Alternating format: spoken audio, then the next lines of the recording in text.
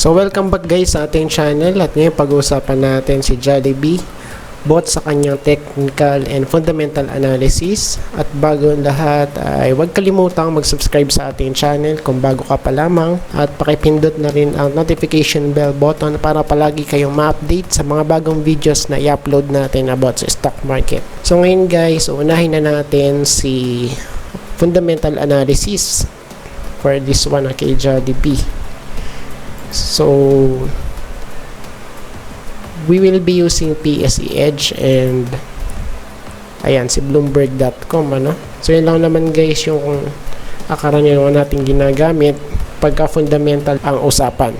So from here kay Bloomberg.com, so yung market price ni Jollibee as of now is 108.7 pesos per share. So medyo mataas kung i-compare natin sa mga basura stocks na tagpipiso lang per share. Since siya ay blue chip, so expect na natin na mataas yung kanyang value. Then for key statistics, so we have here PE ratio. So medyo mataas 38.29 yung kanyang PE ratio.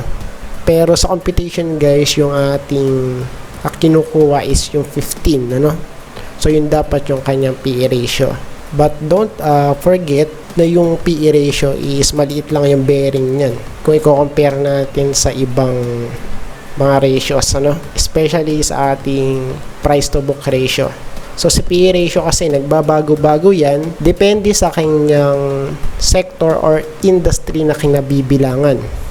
At hindi rin natin pwedeng masabi guys na yung isang company guys is overvalued kung ang kanyang PE ratio is greater than 15. So meron kasi guys, dahil mataas yung EPS, kaya tumataas din yung PE ratio. So yung mga blue chip stocks natin, so hindi natin basta-basta pwedeng sabihin na overvalued dyan. Kasi nga yung EPS ay tumataas depende dun sa performance ng isang company. So since si PE ratio kasi yung kanyang formula is market price over EPS, so pagka hinold natin yung market price natin then yung EPS is tumataas, ano mangyayari sa PE ratio?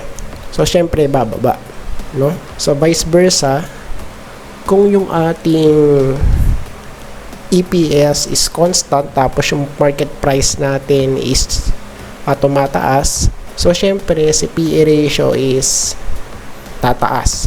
So in short, si PE ratio at si EPS is inversely proportional. Kung mataas si PE ratio, dapat mababa si EPS. So nagdepende lang tayo sa kanyang formula, PE ratio is equal to market price over EPS. So kung i-compute natin yan, so we have calculator here. So for Jollibee, we have 108.7 pesos. Tama ba? Baka mali-mali kasi sinasabi natin. 108.7 pesos per share divided by EPS. Where's the EPS? So EPS for Jollibee is 2.84.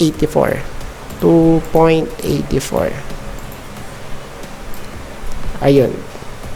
So 38.29 yung nakalagay sa Bloomberg. So sa ating calculator naman is 38.27. So nagkakaiba guys to ng decimal point kasi yung ating pagra-round off. So dun siya nagkakaiba. Kaya pagka nag-round up ka dito, so syempre iba yung magiging magiging value, So very naman sila. Very close naman 38 point something. So sa part na to, sa statistic natin, so we have price to book ratio of 1.4868. So ano sa tingin nyo guys, si Jollibee? Si price to book ratio, dapat ang ideal value na to is less than 1. Since siya ay greater than 1, kaya hindi natin masasabi na magandang bilhin to, Kasi nga yung price to book ratio is 1.4868.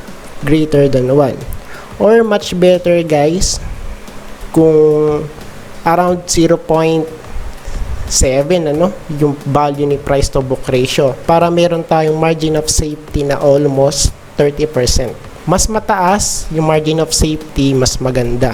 And according to Warren Buffett, so syempre ito yung kilalang investor sa stock market, ang kanyang margin of safety is at least 30% pataas, no, bago siya bumili ng isang stock.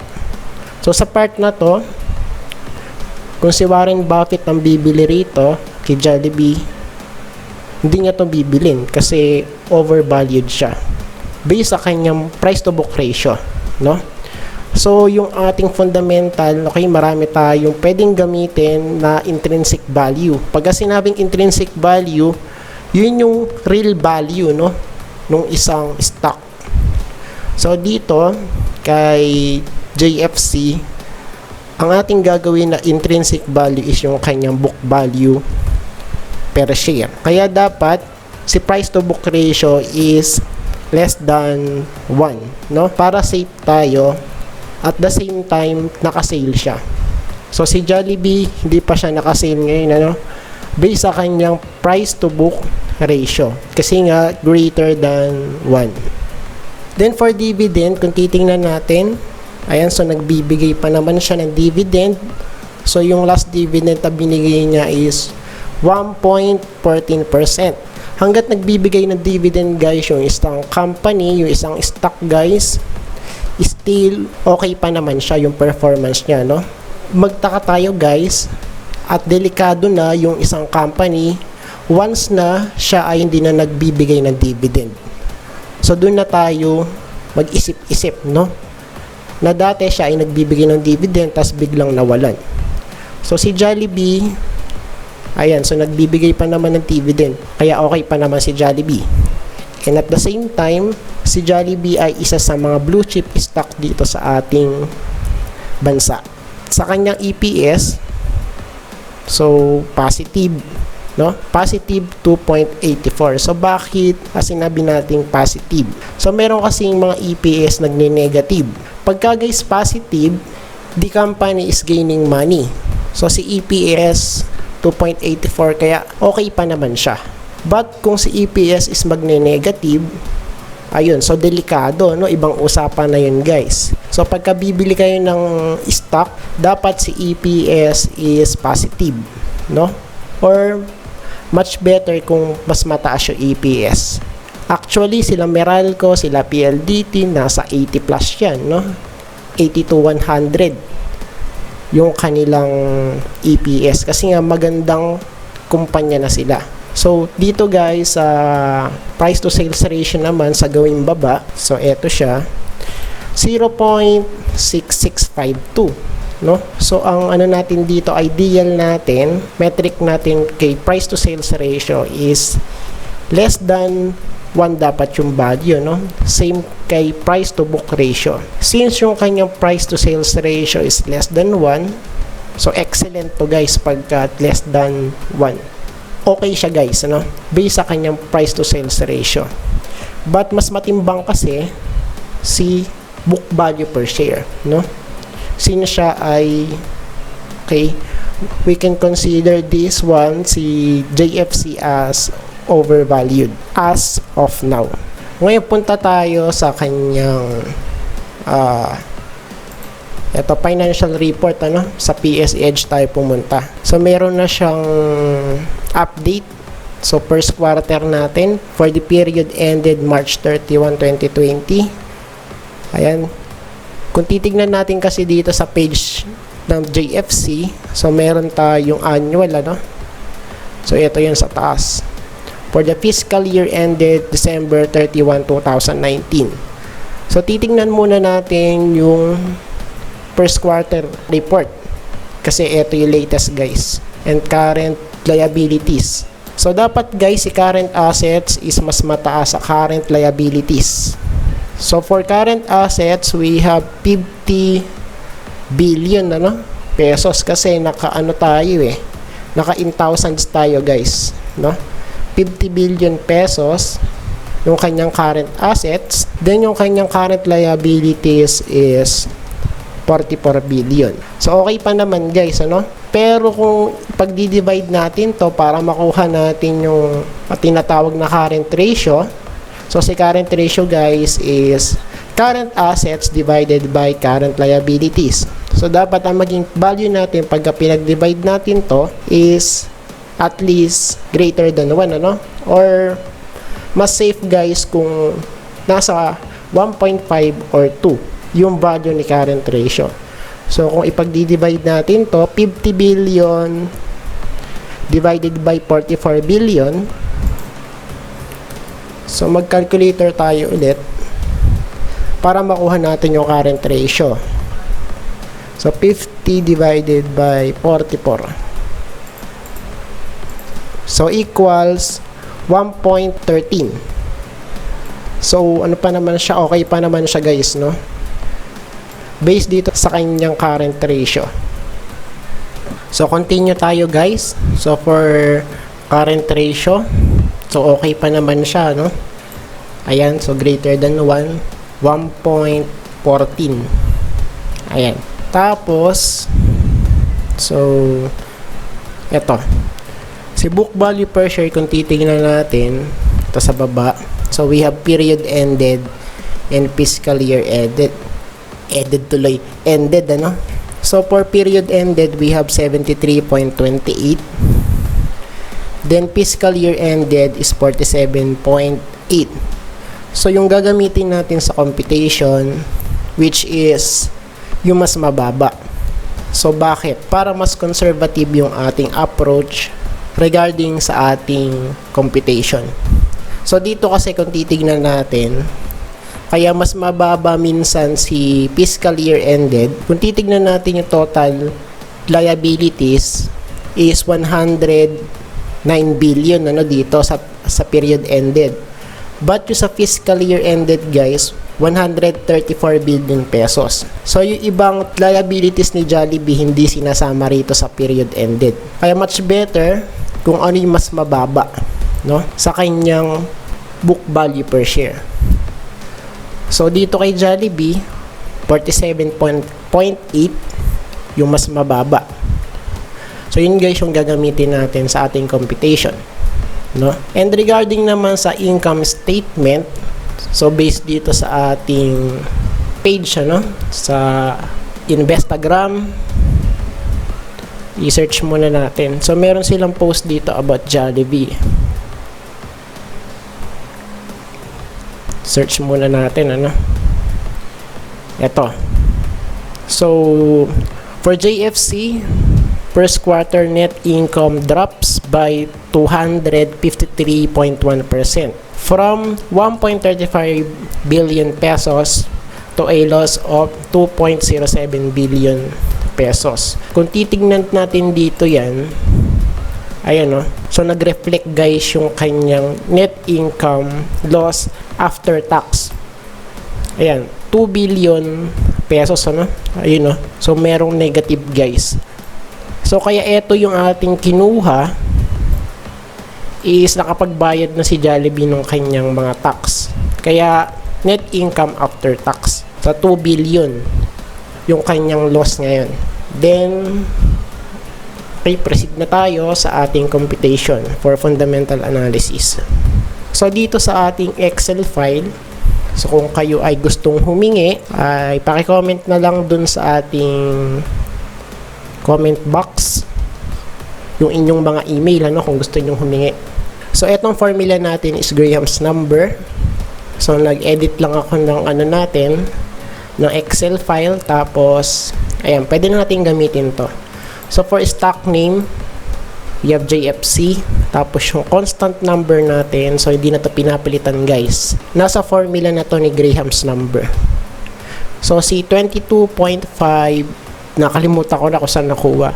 Pero yung 15 dito kasi, sa ano kinuha yun? Sa PE ratio, no? So, yung maximum PE ratio is 15. Tapos, meron pa siyang T-times sa 1.5. So, anyway, hindi naman gaano importante yun kasi ito na mismo yung formula natin Ito guys yung pinaka-formula natin. 22.5 is the constant number, ano? Para sa ating Graham's number. Tapos sa EPS, so we have 2.84. So kung babalikan natin dito sa Bloomberg, so we have here, ito yun, no? So EPS natin 2.84. Tapos si book value per share, so we have, ayan, so si 47.8, no? So ito muna guys yung kunin natin, yung mas mababa, parang mas conservative, 47.8. Ayan. Then si current stock price, so syempre tignan muna natin, 108.7 pesos per share. 108.7 pesos per share. Then yung ating valuation pagka in-enter natin is hindi nakasave. So paano bang gamitin si Graham's number? So meron tayo ditong Graham's number na lumabas. We have 55.267. So ang ating dito, verdict natin dito, bibili lang tayo ng stock kapag ka siya ay below the Graham's number. So kung papansinin natin, yung market price natin is mas mataas sa Graham's number. Kaya yung ating valuation is hindi siya naka-sale. So syempre, kung hindi naka-sale sa Graham's number, dapat yung kanyang margin of safety is magne-negative. Ayan. So tama, no? Kasi dapat yung margin of safety natin is positive dapat yan, no? At hindi dapat siya sosobra sa positive 100. No, kasi wala namang ganun guys na margin of safety, no? Positive 200%, walang ganun guys. Kaya meron tayong negative part, no? So pagka positive part, dapat magre-range lang siya sa 30 to 80. Ganun, ano? So hindi pwedeng mag positive 100 mahigit. So hindi na margin of safety yun guys. So dito, ang verdict natin sa ating fundamental analysis is hindi siya nakasale. Or pwede natin sabihin na overvalued si JFC, no? Uulitin natin, si JFC is overvalued pa ngayon. Ngayon, saan kayo pwedeng bumili? So syempre ito kasi si book value per share natin 47.8, ano? So, pwede tayong bumili around 55 pesos based dito sa ating book value. But, kung kukunin natin yung isa pang book value per share, so 73.28 pesos. So, tingnan natin. 73.28. Enter. So, yung ating Graham's number is 68.4. So, yung range natin na kung saan pwede tayong bumili is around 68 to 55 pesos. Ayun. So, pwede rin guys, ano? Or much better kung meron pa tayong margin of safety. So, syempre, pagka meron pang margin of safety, mas mababa pa sa 55 pesos, ano? Yung bilihan natin. Okay? So, mas safe yun, ano? Pagka merong margin of safety. So, yun yung tinatawag na value investing. Pagka sinabing value investing, meron tayong margin of safety at least 50%. So, si Warren Buffett, so meron siyang minimum, at least 30% pataas. Pero pagka sinabing value investing, so pwede natin sabihin, mas safe pagka 50% pataas yung kanyang margin of safety. But take note guys, for every rule, there is an exemption, no? So, hindi naman lahat guys ng nagma-margin of safety ng 90%, 80% is magandang bilhin, ano? So, nakadepende pa rin sa overall fundamental niya. So, hindi tayo pwedeng maging one-sided, no? Pagka tumitingin tayo sa fundamental analysis. So, dapat lahat ng pwede nating makita, so, natin yun, i-consider natin yun sa ating analysis. So, ito guys is overvalued pa si JFC. So, hintayin muna tayo, no? Na na bumagsak yung presyo.